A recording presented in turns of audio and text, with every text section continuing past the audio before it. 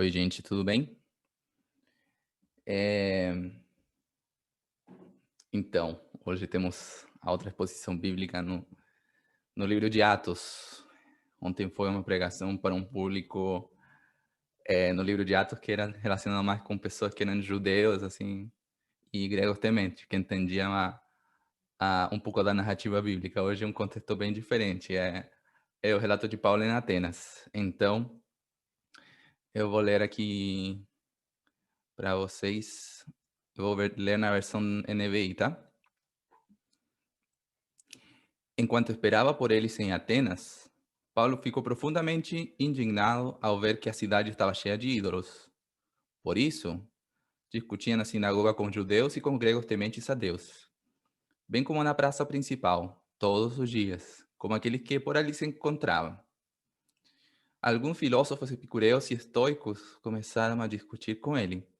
Alguns perguntavam: o que está tentando dizer esse tagarela?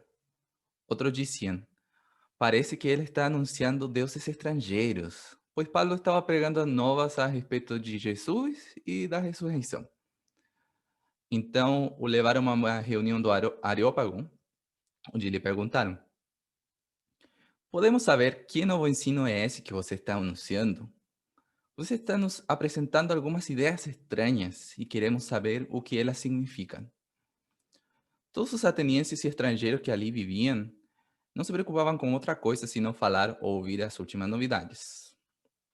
Então Paulo levantou-se na reunião do Areópago e disse: atenienses, vejo que em todos os aspectos vocês são muito religiosos, pois andando pela cidade observei cuidadosamente seus objetos de culto e encontrei até um altar com esta inscrição: ao Deus desconhecido. Ora, o que vocês adoram, apesar de não conhecerem, eu lhes anuncio. O Deus que fez o mundo e tudo o que nele há é o Senhor dos céus e da terra, e não habita em santuários feitos por mãos humanas. Ele não é servido por mãos de homens, como se necessitasse de algo, pois ele mesmo dá a todos a vida, o fôlego e as demais coisas. De um só fez ele todos os povos, para que povoassem toda a terra, tendo determinados tempos anteriormente estabelecidos e os lugares exatos que deveriam habitar. Deus fez isso para que os homens o buscassem e talvez, tateando, pudessem encontrá-lo, embora não esteja longe de cada um de nós. Pois nele vivemos, nos movemos e existimos, como disseram alguns dos poetas de vocês. Também somos descendência dele.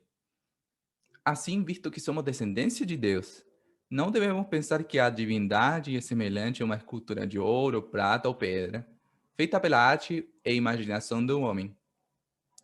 No passado, Deus não levou em conta essa ignorância, mas agora ordena que todos, em todo lugar, se arrependam, pois estabeleceu um dia em que há de julgar o mundo com justiça, por meio do homem que designou, e deu provas disso a todos, ressuscitando dentre os mortos. Quando viram sobre a ressurreição dos mortos, alguns deles zombaram, e outros disseram: a esse respeito nós o ouviremos outra vez. Com isso, Paulo retirou-se do meio deles. Alguns homens juntaram-se a ele e creram. Entre eles estava Dionísio, membro do Areópago, e também uma mulher chamada Damaris, e outros com eles. Vamos orar. Obrigado, Senhor, por esta manhã e porque nos podemos encontrar mesmo à distância para estudar a tua palavra e ser desafiados por ela, Senhor. Que a mensagem já temprano falar e desafiar para a nossa missão estudantil aqui no século XXI, Senhor. Obrigado por tudo, Senhor, e eu te peço que o Senhor dirija aqui essa reflexão e depois também um tempo de pequeno grupo, que continuaremos refletindo nisso. Em nome de Jesus, amém. Bom, antes do CF, em uma reunião com o Paulinho, que ajudou com as músicas, né, muito bonita, né? Compartilhei com ele que eu, quando tenho que escolher músicas para o louvor, eu preciso ler a letra e não ouvir a música. Porque o meu cérebro desde sempre me boicota, ele sempre presta mais atenção na música, nos instrumentos, nos arranjos, e não liga para a letra, assim. Eu posso conhecer há muito tempo uma música, assim, a tenho assim gravada na cabeça, assim, e nunca ter prestado atenção no que ela disse. Para mim, os cantores são como instrumentos melódicos que estão tarareando, cantando sílabas soltas, assim. Então, quando é para escolher músicas para liturgia, coisas assim, eu tenho que primeiro fazer esse exercício de ler a letra, porque meus ouvidos ignoram completamente o que fala a canção. Eu sei também que a pessoa que é o contrário, assim, que foca mais na letra de uma música e não muito na qualidade musical. Eu já me vi em momentos, assim, discutindo porque uma pessoa gostava de uma música péssima, assim, que eu achava sem graça nenhuma, mas a letra até que era boa, assim, era boa a letra. Então, mas minha cabeça pensa mais umas coisas, né? Tem um cara de um canal do YouTube, como a Carol falou sobre produção musical, que eu acompanho, assim, e ele falou numa frase engraçada, assim: nossos ouvidos são ferramentas profissionais para ignorar coisas. Ele falou isso no contexto de diferenciar, assim, quando foi feita uma gravação boa ou uma gravação ruim de violão, assim. Gravação é muito parecida, mas que às vezes a gente se engana achando que uma é boa e outra é ruim, assim. Mas o engraçado é que nos comentários, assim, algumas pessoas falavam: nossa, essa frase não se aplica apenas para gravação e mixagem, mas para tantas situações da vida. Nossos ouvidos são ferramentas profissionais para ignorar coisas. Eh, e o ponto que eu quero trabalhar com você nessa exposição bíblica é um pouco disso, assim. Como em muitas situações a gente se importa mais com coisas que não são tão importantes assim. E por outro lado, ignora coisas que são fundamentais, assim. E nesse caso não se trata da música, mas do próprio Jesus e do seu evangelho. Como você deve ter acompanhado na leitura do livro de Atos, Paulo, nessa segunda viagem missionária, queria anunciar o evangelho na Ásia e Bitínia, o que seria a parte norte da atual Turquia, né? Mas o espírito impediu, e depois de um sonho que ele teve, em que apareceu um cidadão macedônio falando: passe a Macedônia e ajude-nos, decidiram, junto com Silas, Timóteo e Lucas, partir para lá, né? Para Macedônia. E aí anunciaram o evangelho na cidade de Macedônia, né? Filipos, Tessalônica e Bereia. Por um lado, muitas pessoas foram alcançadas pelo evangelho, mas por outro lado, também se levantou oposição, tanto dos gentios em Filipos, acusando: estes homens são judeus e estão perturbando nossa cidade, propagando costumes que a nós, romanos, não é permitido aceitar nem praticar. E por outro lado, com os judeus em Tessalônica e Bereia, esses homens que têm causado alvoroço por todo o mundo, agora chegaram aqui, todos eles estão agindo contra o decreto do César, dizendo que existe um outro rei, chamado Jesus. Acusando, são acusações que tem um fundo de verdade, né? Quando a gente estuda o evangelho, é verdade, assim, mas essas acusações foram feitas de uma maneira ruim, né? Bom, e Paulo, assim, já teve que fugir de Filipo, de Tessalônica, e agora também, por último, teve que fugir da Bereia, assim, com uns irmãos que o ajudaram a fugir e o levaram direto para Atenas, assim, acompanharam, esses novos irmãos acompanharam ele e deixaram lá em Atenas, e, e voltaram para a Bereia com o recado de pedir para que Silas e Timóteo viessem logo encontrá-lo, né? Lucas, falei dele Lucas, mas Lucas tinha ficado em Filipe, pelo que indica o relato, e ajudando a igreja em Filipos. E agora Silas e Timóteo ficaram em Bereia, discipulando esse novo cristão nessa cidade. Então, Paulo agora estava sozinho em Atenas, sozinho, esperando os irmãos da missão aí que chegassem logo. Sozinho, falo entre aspas, porque sabemos que o Espírito Santo o conduziu até lá, né? Mas enquanto esperava, Paulo não ficou quieto, né, de olho fechado lá na Atenas, né? O teólogo Justo Gonçalves faz uma descrição interessante de como era Atenas no momento em que Paulo chegou. Atenas já vira tempos melhores. A Grécia agora era uma das regiões mais empobrecidas do Império Romano. A população da cidade tinha diminuído. Todavia, muito da antiga glória permanecia. Os mármores da Acrópole ainda brilhavam com seus famosos portais, seu Partenon, o Templo de Atena, a Virgem Parthenos, e seus outros templos menores. E nesses templos e em muitos outros menos famosos, continuava a antiga adoração aos deuses. E o texto nos mostra que ele ficou muito indignado de ver tanta idolatria. Mas Paulo acaba transformando essa indignação em proclamação do evangelho, né? Ele não fica aí xingando o mundo por causa disso, né? Ele, por uma parte, acha uma sinagoga, assim, havia uma sinagoga em Atenas, então ele vai lá, e é provável que o que ele pregou lá tenha sido muito parecido com o que a Fabi abordou ontem no texto, nessa pregação de Paulo, que é uma pregação mais focada para pessoas que conheciam das escrituras, né? E quando não estava na sinagoga, ele ficava lá na praça pública, na ágora, aí para as pessoas que ele achava, e ele ficava anunciando o evangelho. E é bem interessante como entra em cena assim, os filósofos epicureus e estoicos, uns zombando dele, chamando ele de tagarela, e outros curiosos que confundiram assim, Jesus e a ressurreição como com novos deuses, assim, como se fosse um casal de deuses. Assim, Jesus e a ressurreição, vamos saber quem são esses novos deuses, né? Bom, sobre epicureus e estoicos, Justo González tem uma descrição assim sobre o que sabemos popularmente sobre esse grupo filosófico, né? As duas escolas filosóficas, na verdade, eram aquelas que, na época, competiam por hegemonia. As duas buscavam oferecer mais que uma mera metafísica. Na verdade, almejavam a apresentar toda uma filosofia de vida. Os estoicos defendiam que a lei deve seguir a lei natural que rege o universo. E quando a pessoa se conforma a essa lei e atinge o estado de apatia, no qual não sofre mais e nem está sujeita a paixões, ela é verdadeiramente sábio. Os epicuristas, por sua vez, defendiam que o propósito da vida é o prazer, mas não o prazer descuidado, mas antes o prazer sabiamente administrado e dirigido para que não leve à dor e ao desespero. Interessante. Mas uma coisa que achei interessante sobre essa escola filosófica é uma visão, é a visão que eles tinham sobre o divino, assim, o que achavam sobre Deus ou sobre os deuses, assim. E o Anti-Wright, ele conta um pouco disso, assim. Epicureus sustentavam que, embora os deuses pudessem existir, viviam em um mundo à parte, totalmente separado do mundo humano. O mundo habitado pelo ser humano subsiste sob seu próprio ímpeto.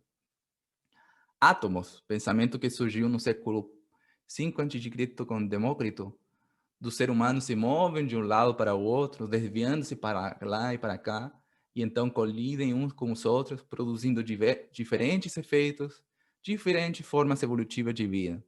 Dessa forma, tudo, tanto no mundo quanto na vida humana, tem causas naturais.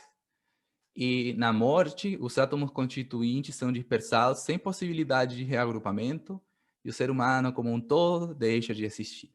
Essa é uma visão epicúrea. E os estoicos, por sua vez, eram basicamente pateístas. Deus e o mundo são mais ou menos a mesma coisa. E a centelha divina de vida, o Logos, existe dentro de tudo. Esta vida consiste em um fogo, espírito que anima todo o universo. Com o tempo, o universo se extinguirá em um grande momento de conflagração. Depois disso, como a fênix, o mundo todo começará mais uma vez, e acontecimentos tomarão exatamente o mesmo curso de antes. Assim, a vida sábia e virtuosa consiste em pensar e agir de acordo com o logos interior do mundo. Muitos estoicos, entretanto, dos quais Epíteto era um bom exemplo, embora fossem tecnicamente tão parte da divindade quanto qualquer outra coisa, podiam mesmo assim dirigir seu ser divino em grata e respeitosa adoração. Essa é a coisa contextual que N.T. Wright coloca, achei interessante. Né? Importante dizer que Paulo não foi pego de surpresa com a abordagem dos epicureus e estoicos. Ele era de Tarso, e Tarso era um dos principais centros de filosofia do mundo antigo. Pelo que vemos na defesa do Areópago depois, ele deve ter lido bastante a literatura dos gregos. Quem sabe enquanto ele estava fazendo tendas para alguns gregos, assim, ele teve oportunidade de conversar mais sobre esse assunto assim com ele, né? Então Paulo estava por dentro das discussões da época, né? Tanto a idolatria a tantos deuses, como depois a reação de zombaria do filósofo, deve ter indignado bastante Paulo, assim, mas mesmo com tanta sabedoria e cultura valiosa que os gregos tinham feito, ainda eram ignorantes a respeito de Deus. Mas vemos que ele reage proclamando o evangelho, e de forma bastante respeitosa até, né? E enquanto eu lia o texto bíblico, e eu não sei se vocês pensaram nisso também, e também essas questões contextuais, assim, da escola filosófica, fiquei também pensando um pouco da minha época da faculdade. Não sei se você, não sei você, mas assim, eu lembrei por uma parte quando na minha universidade, assim, já tinha um estereótipo assim, de ser assim bem de esquerda, assim, faculdade esquerdista, assim, faculdade de pedagogia, assim. Ou os estudantes eram bem marxistas ou eram anarquistas, assim, e sempre estavam fazendo greve, queimando pneu na frente da faculdade, jogando pedras para a polícia. E a verdade é que sempre tinha protesto, sempre tinha greve, sempre tinha cheiro de gás lacrimogêneo na faculdade, era bem comum. Mas no cotidiano, assim, dia a dia, esse estereótipo se mostrava bem insuficiente, assim. Como falou o Josué na palestra do outro dia, uma coisa é o imaginário que as pessoas têm da universidade e outra coisa é como realmente ela é. Tem gente que fica só como estereótipo assim e, tipo, deixa de ouvir o que está acontecendo na universidade, né? E eu lembrei da minha época da faculdade, em especial, assim, a minha turma, assim, que por um lado tinha o grupo de rock, assim, que era um pouco mais epicureu, assim, no sentido de que alguns não acreditavam em Deus, no máximo eram assim, agnósticos, assim.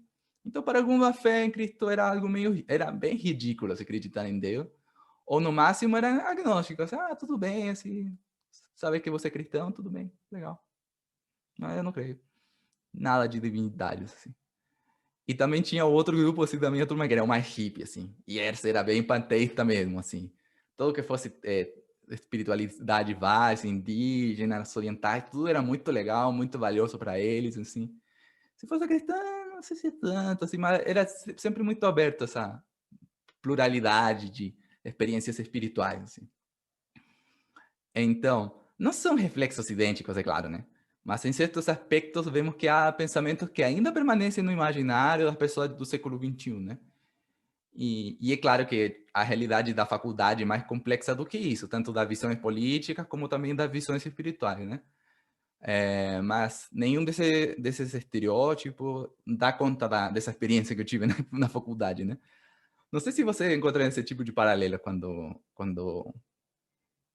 pensa nesse aspecto, assim.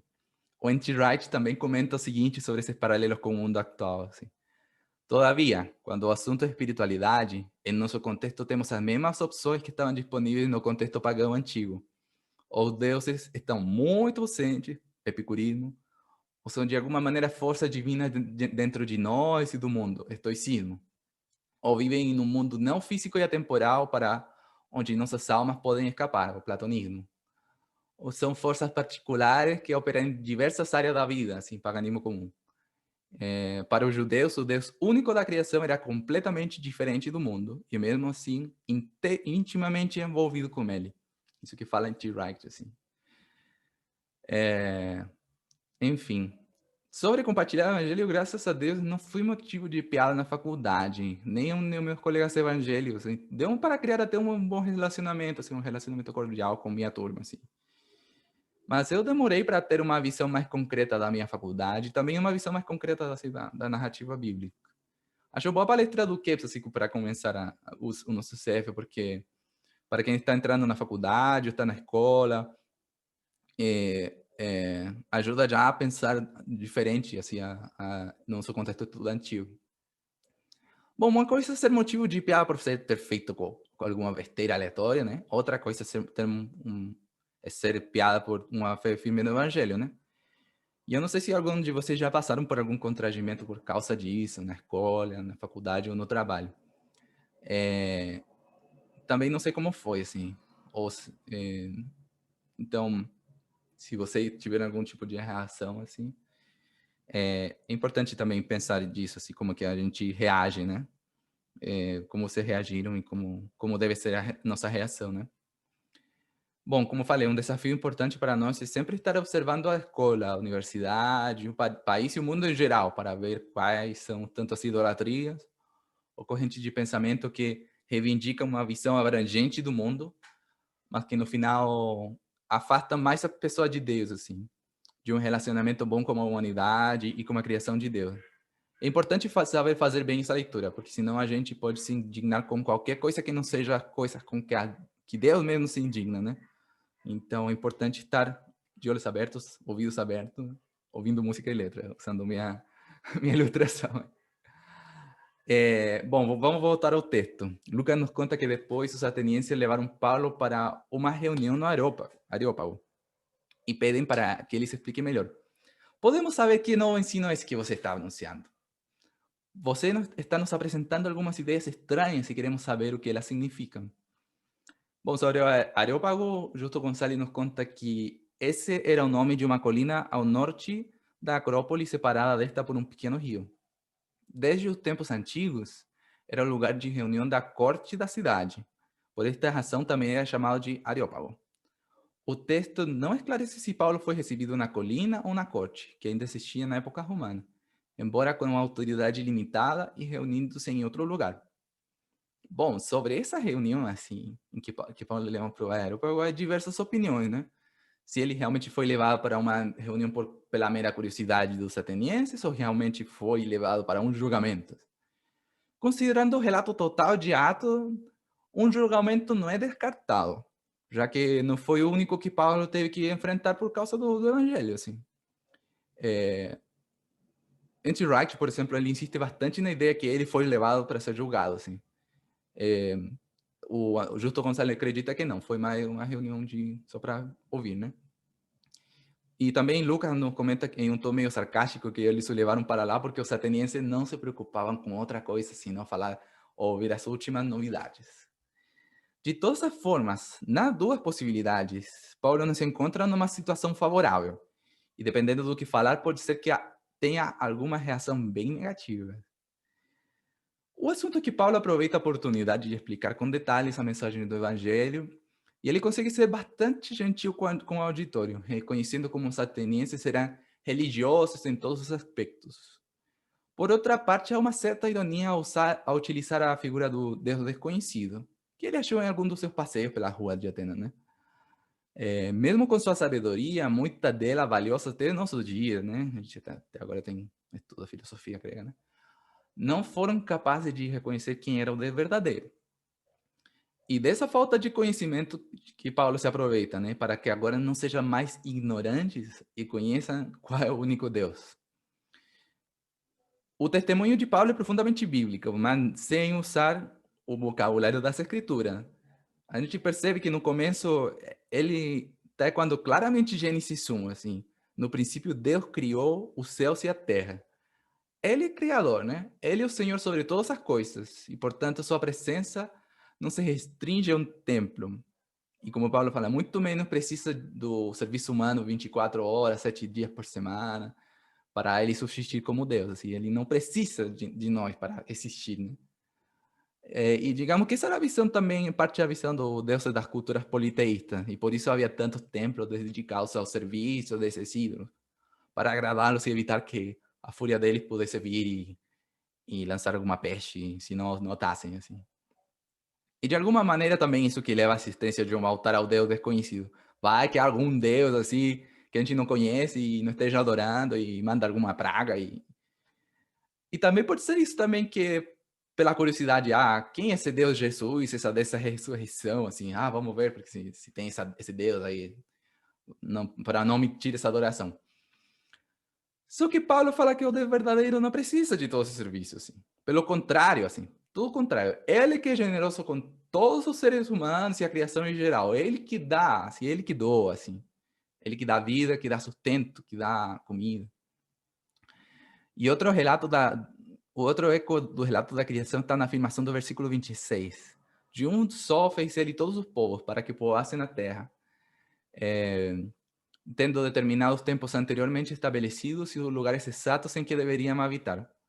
Aí, Gênesis 1, 27 e 28 diz: Criou Deus o homem à sua imagem, a imagem de Deus o criou. Homem e mulher os criou. Deus o abençoou e lhe disse: Sejam férteis e multipliquem-se. Enchem e subjuguem a terra, dominem sobre os peixes do mar, sobre as aves do céu e sobre todos os animais que se movem pela terra.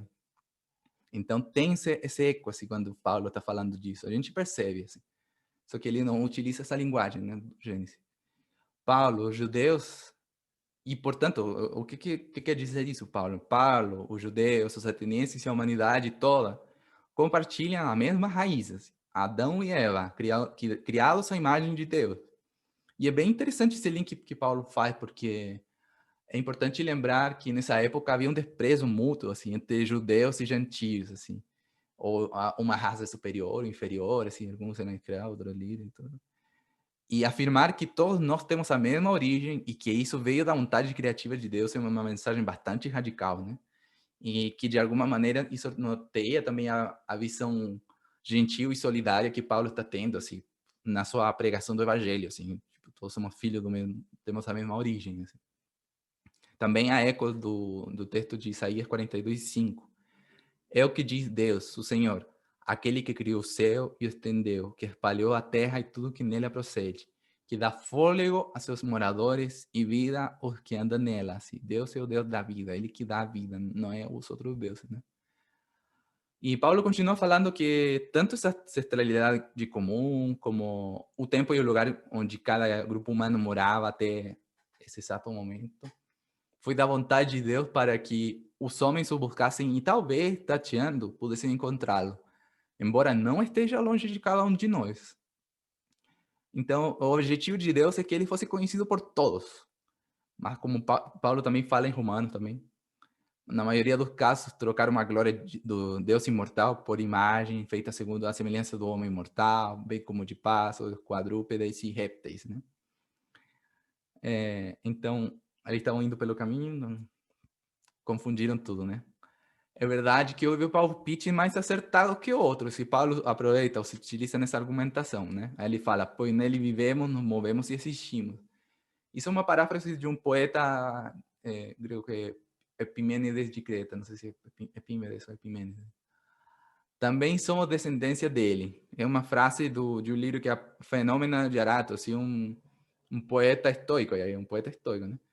Do século terceiro antes de Cristo. E era uma obra bem conhecida na época de Paulo, era tipo tão conhecida como a Sobra de Homero, assim.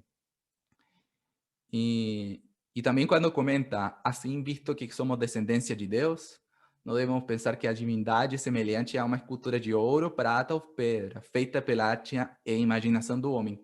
Isso não é apenas uma crítica que surge assim da cosmovisão judaica, assim, um judeu monoteísta falando, assim.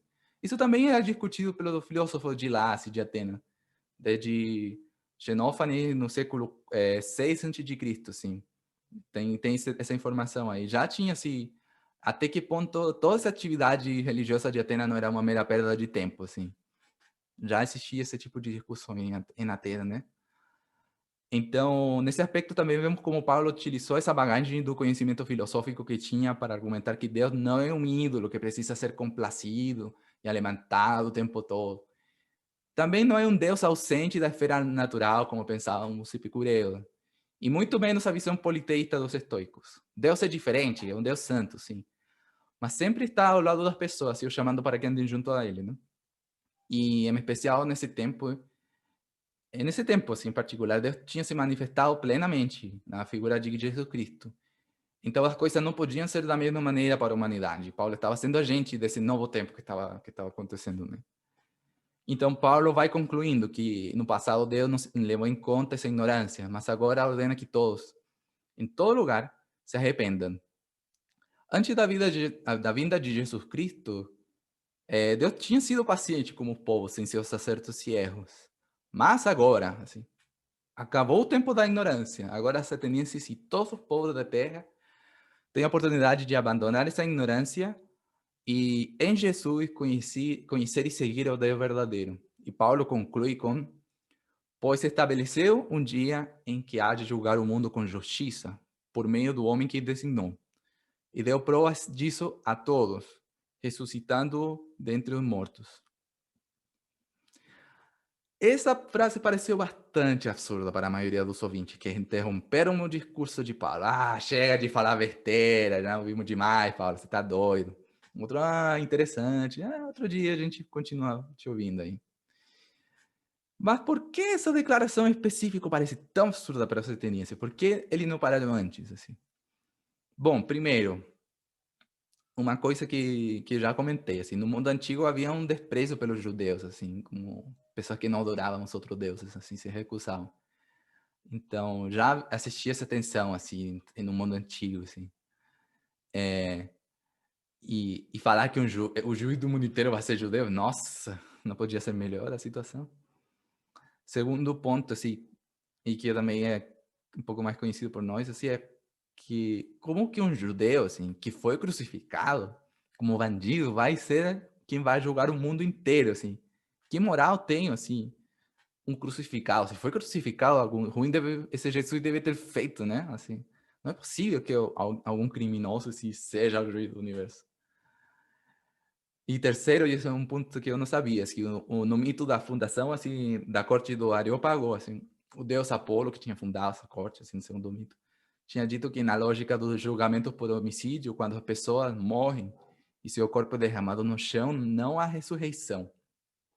Então, o solo que Paulo estava pisando para testemunhar não favorecia nada assim, seu testemunho sobre aquele que iria julgar o mundo com justiça, né?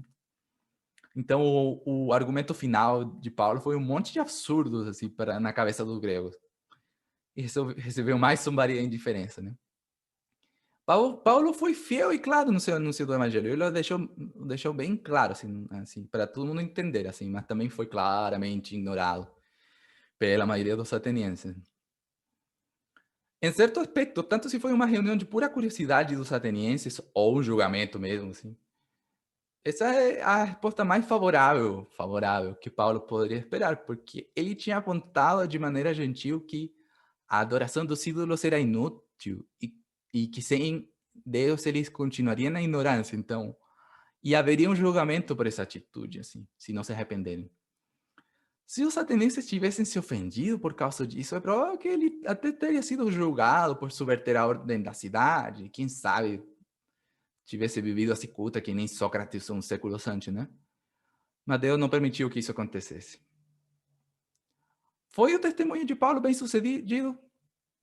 Bom, se nossa referência é a quantidade de pessoas que entregaram sua vida a Jesus Cristo, foi um fracasso, né? Assim, pior ainda, até foi alvo de zombaria dos ouvintes, né? Mas olhando desde a perspectiva do Espírito Santo, que foi o Espírito Santo que o levou até lá. Ele foi fiel, anunciou o evangelho de maneira clara a um público difícil e teve algumas pessoas que levaram a sério a mensagem do evangelho. Dionísio, que era até um dos membros dessa corte do Areópago, assim, isso é interessante de saber, assim, até um dos membros dessa corte. Também tem Damaris e outras pessoas que não foram citadas, assim. E vemos que mesmo na vida dos atenienses, assim, o Espírito Santo abriu o entendimento dessas pessoas para que acreditassem no evangelho de Jesus Cristo, assim. Algo que para alguns pareceu absolutamente absurdo, pessoas, pela ação do Espírito Santo, acreditaram no Evangelho. Então, pensando da perspectiva do Espírito Santo, da ação do Espírito Santo, foi bem sucedido, né? Paulo depois vai comentar em Coríntios, né?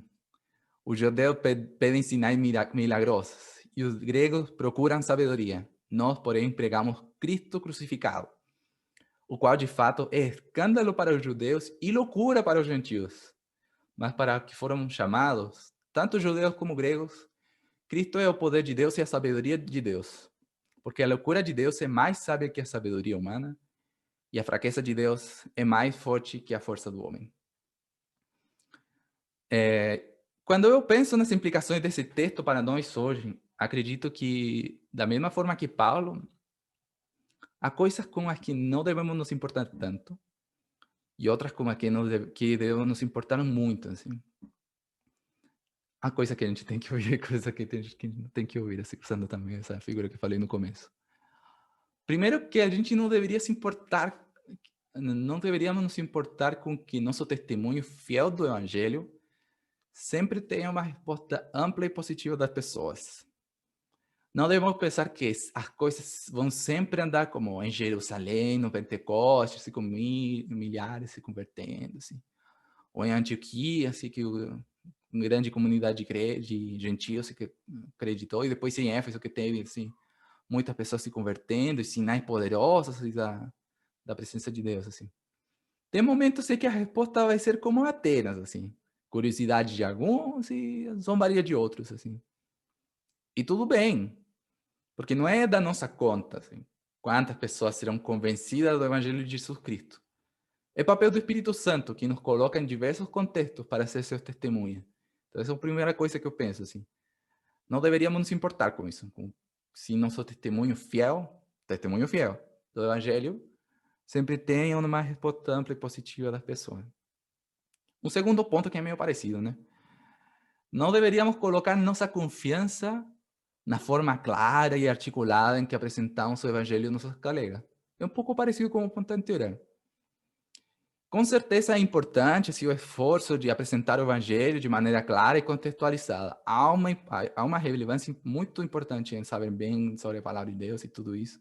Ou também abordagens apologéticas e tudo isso. Mas não é esse esforço que vai convencer as pessoas. Assim. Não é por nosso esforço assim, que as pessoas se convencem do Evangelho. É importante apresentar as coisas de maneira clara e articulada, mas, de novo, o Espírito Santo é quem convence as pessoas e nos utiliza. A confiança deve estar em Deus e não em nós. Um terceiro ponto que a gente também não deveria se importar. Assim. Não deveríamos nos irritar facilmente quando somos objeto de zombaria. Porque em vários momentos pode ser essa a porta que Deus abre para anunciar livremente o Evangelho. Paulo depois continua ensinando liberdade para Dâmara, Dionísio e outros que acreditaram em Jesus. Assim. Ele não teve essa perseguição que teve, por exemplo, em Filipo, Tessalônica e Bereia. Assim. Ele continuou lá em Atenas, até que depois foi para Corinto. Então, a gente tem que olhar com outra perspectiva assim, o assunto da zombaria. Assim. Quantas portas se fecham quando um cristão responde às provocações? Eu sou uma piada para você. Pode ser fechar muitas portas assim, quando a gente fica meio arrogante, assim. Quando a pessoa se burlando de nós por a gente acreditar em Deus. Assim. Não há necessidade de se reivindicar nessas provocações. Assim. Se a paciência de Jesus com que... Jesus foi paciente com o que julgaram. E essa paciência, assim, trouxe vida e salvação para todos nós, assim, tipo, no seu julgamento, na sua morte e depois ressurreição, que Deus o reivindicou, né? Então, a gente tem que não se importar muito com essa zombaria, assim, a gente tem que pedir para que ele não encha de paciência, assim, para enfrentar momentos tensos, assim, na vida estudantil, no trabalho e na vida toda, assim. A gente sempre pode ter esse tipo de reação por causa do evangelho. Então, paciência é importante, assim, não ligar tanto para a zombaria e entender que às vezes aguentar a zombaria é uma porta para o evangelho. Quem fez o devocional que eu fiz também coloquei um ponto parecido em Corinto. Também aconteceu uma coisa parecida em Corinto com um julgamento, assim, em que o governador romano aí não ligou para o Paulo e ele continuou lá em Corinto, assim, pela indiferença do governador, né? Mas coisa com que a gente deveria se importar, né? O que a gente deveria, assim, focar, assim? Que a gente, às vezes, ouve muito isso, né? Quando são coisas que realmente irritam, assim. Tipo, estão aí bem na cara. Assim, mas que coisa que a gente deveria prestar mais atenção? Uma coisa que deveria nos importar muito é ver como nossa história de vida também faz parte da capacitação de Deus para a missão que Ele tem para cada um de nós. Assim. O que quero dizer com isso? No caso de Paulo, como falamos, ele cresceu em Tarso, onde conheceu a cultura grega, sua filosofia e literatura. Depois, e também como fariseu, assim, ele se engajou no estudo e no ensino das escrituras, na esperança da vinda do Messias, da ressurreição final.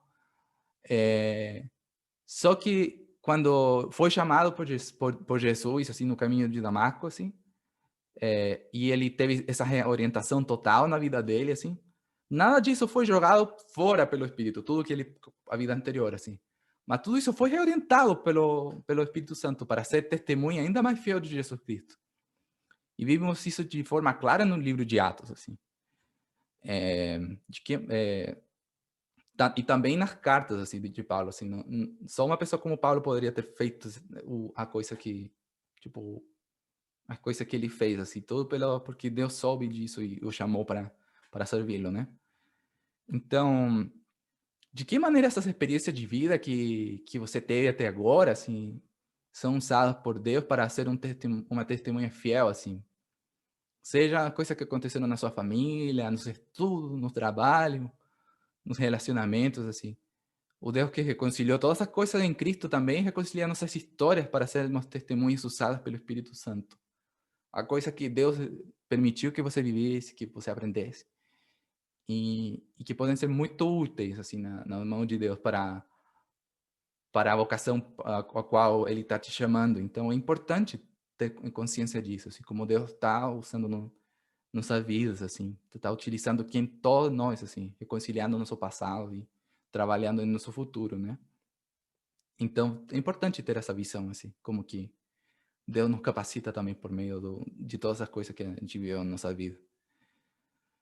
E para terminar, assim, fechar um pouco com o que o argumento é, deveríamos nos importar com a forma que lidamos com a indiferença e a ignorância, né?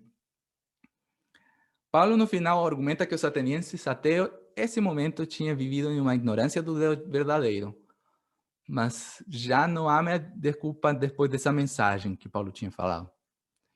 E vemos como Paulo anuncia o evangelho de maneira clara e comprometida, com uma revelação bíblica, sem jargões do judaísmo, ou a gente diria agora crente, né? Para ser o mais claro possível. E utilizou recursos da literatura e pensamento grego que ajudaram nesse argumento. Paulo não era indiferente nem de Deus, do evangelho, nem da cultura em que ele estava avançando, assim, em todas as cidades que ele estava avançando. Dessa maneira, ele pode fazer um desafio claro para os atenienses, longe de preconceito também, como a gente falou. De que maneira a indiferença pode atrapalhar nosso testemunho de Deus no mundo estudantil? Voltando à ilustração que eu falei, assim, da minha capacidade de prestar muita atenção na música, mas minha capacidade ainda maior de ignorar a letra de música da mensagem dele. É importante reconhecer que às vezes prestamos somente atenção a uma coisa e não a outra, né? Então, por exemplo, é importante, às vezes a gente presta muita atenção, assim, somente ao que Deus nos revela na sua palavra, mas não importa o que está acontecendo de bom ou de ruim com nossos colegas na escola, no trabalho, na faculdade, ou no mundo estudantil em geral, assim. Ou às vezes é o contrário, assim, o mundo às vezes está tão assim fervilhante, assim, que estamos tão focados com o que está acontecendo no mundo estudantil e sem querer querendo também a gente ignorar Deus e ignorar o que Ele está pensando do nosso mundo atual, assim, do nosso tempo atual, né? Então, novamente, precisamos do guia do Espírito Santo, que nos guia toda a verdade para entender cada dia mais a vontade de Deus por meio da Bíblia. E também nos guia, assim, a entender como visões de nossos amigos, a entender quais são os seus anseios, entender quais são os ídolos do mundo contemporâneo, assim. Dessa maneira a gente vamos poder falar assim do Deus que não é indiferente do seu mundo, assim, e também que não é indiferente de cada um de nós, assim, que entende nossas alegrias, nossa dor, que em Jesus revelou seu amor e compaixão, que também na sua morte e ressurreição venceu o poder deste mundo e da morte em especial, né? E que a salvação para quem se arrepende de seus caminhos e que também é um Senhor que julga o mundo como verdadeira justiça, como Paulo fala no final do, do seu discurso, assim. Verdadeira justiça é uma coisa que a gente precisa, assim, no nosso tempo, assim. Então é importante, né? A coisa que a gente precisa é se atentar mais, assim, em nosso testemunho cristão, assim.